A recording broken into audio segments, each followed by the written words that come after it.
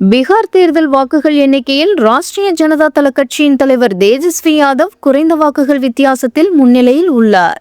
பீகார் சட்டப்பேரவை தேர்தலில் பதிவான வாக்குகள் இன்று காலை முதல் எண்ணப்பட்டு வருகின்றன. பிற்பகல் 12:30 மணி நிலவரப்படி தேசிய ஜனநாயக கூட்டணி 130 தொகுதிகளில் முன்னிலையில் உள்ளன. இந்தியா கூட்டணி 111 தொகுதிகளில் முன்னிலையில் இருந்து வருகிறது.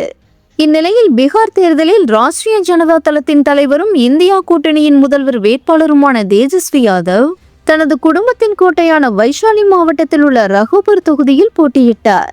இதன் 4ஆம் சுற்று முடிவில் ரகோபர் தொகுதியில் கடந்த 2 சுற்றுகளாக தேஜஸ்வி பின்னடைவை சந்தித்தார்.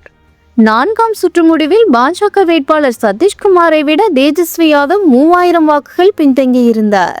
5ஆம் சுற்று முடிவில் 100 வாக்குகள் வித்தியாசத்தில் பின்னடைவில் இருந்த அவர் 6ஆம் சுற்று முடிவில் 200 வாக்குகள் முன்னிலை பெற்றுள்ளார். பாஜகவின் சதீஷ்குமார் 23,531 வாக்குகள் பெற்றுள்ள நிலையில் தேஜஸ்வி யாதவ் 23,312 வாக்குகள் பெற்றுள்ளார்.